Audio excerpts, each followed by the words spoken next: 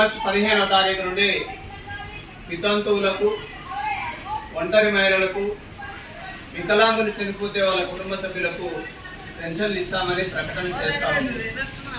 కానీ ఇంతవరకు ఏ అధికారికి కూడా దరఖాస్తులు తీసుకోమనే ఆదేశాలు ఇవ్వలేదు.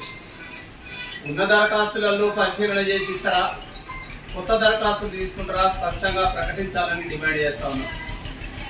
అలాగే వారితో పాటు అర్హత కలిగి వృద్ధులైనటువంటి మిగతా అందరికీ కూడా దరఖాస్తులు తీసుకొని పెన్షన్లు ఇవ్వాలని డిమాండ్ చేస్తా ఉన్నాం.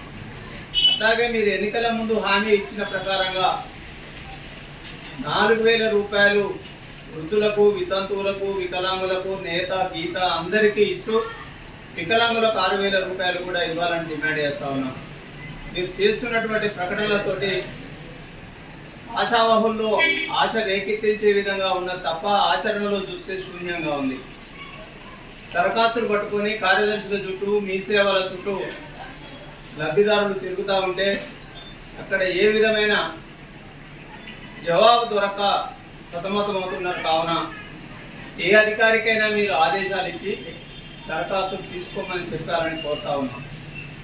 అలాగే ఎల్నినో ప్రభావం వల్ల ఈ తుంగతుర్తి, సూర్యాపేట, వరంగల్, నల్గొండ అంతా కూడా కరువు బారిన పడి వేసుకున్నటువంటి నాట్లు ఎండిపోతున్నటువంటి ప్రమాదంలో ఉన్నవి. తలాపున పారుతుంది గోదావరి, నీ పొలము నీ చెలుక ఎడారి అన్న చందంగా గోదావరి నీళ్లు కాళేశ్వరం వద్ద, మేడిగడ్డ వద్ద పారి కిందికి పోతా ఉంటే ప్రభుత్వం నిమ్మకు నీరెత్తినట్టు చూస్తూ ఉంది. మా ప్రతిపక్ష పార్టీ నాయకులైనటువంటి కేటీఆర్ గారు కానీ, హరీష్ రావు గారు కానీ సందర్శించి అక్కడ ఏ విధంగా కన్నెపల్లి పంపులను ఆన్ చేస్తే నీళ్లు తుంగతుర్తి, సూర్యాపేట ప్రాంతాలకు ఇవ్వచ్చో చెప్పినప్పటికీ కూడా పట్టుదలకు పోయి ప్రభుత్వం చెప్పిన అబద్ధాలను కప్పిపుచ్చుకోవడానికి మరొక అబద్ధం ఆడుతూ నీళ్ళు ఇవ్వకుండా జిల్లా మంత్రి ఉత్తమ్ కుమార్ రెడ్డి గారు కానీ, రాష్ట్ర ప్రభుత్వం కానీ, ముఖ్యమంత్రి గారు కానీ ఇక్కడ పొలాలను ఎండబెట్టే ప్రమాదం జరుగుతూ ఉంది. రైతాంగం ఇబ్బంది పడుతూ ఉన్నారు. మీరు వచ్చినటువంటి 30 నెలల పాలనలో కూడా పూర్తిగా రైతాంగాన్ని విస్మరించి రైతు వ్యతిరేక ప్రభుత్వంగా నడుస్తున్నారు తప్ప రైతులకు కానీ, ప్రజలకు కానీ, నిరుద్యోగులకు కానీ, విద్యార్థులకు కానీ ఈ ప్రభుత్వంలో తీరని నష్టం జరిగింది.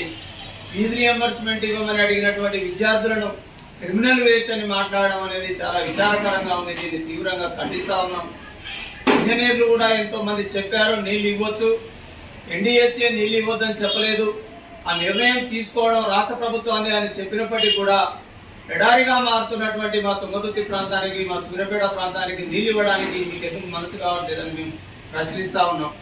అందుకే ప్రభుత్వం వెంటనే పారిపోతున్నటువంటి, నిండుగా కిందికి వెళ్తున్నటువంటి, మీరు వృధాగా గోదావరి నదిని సముద్రంలోకి వదిలిపెడుతున్నటువంటి నీళ్లను వెంటనే కన్నెపల్లి వద్ద మోటార్లను ఆన్ చేసి కరువు బారిన పడుతున్నటువంటి మా రైతాంగాన్ని, మా పంటలను కాపాడుకునే విధంగా నీళ్లు ఇవ్వాలని ప్రభుత్వాన్ని డిమాండ్ చేస్తా ఉన్నాం.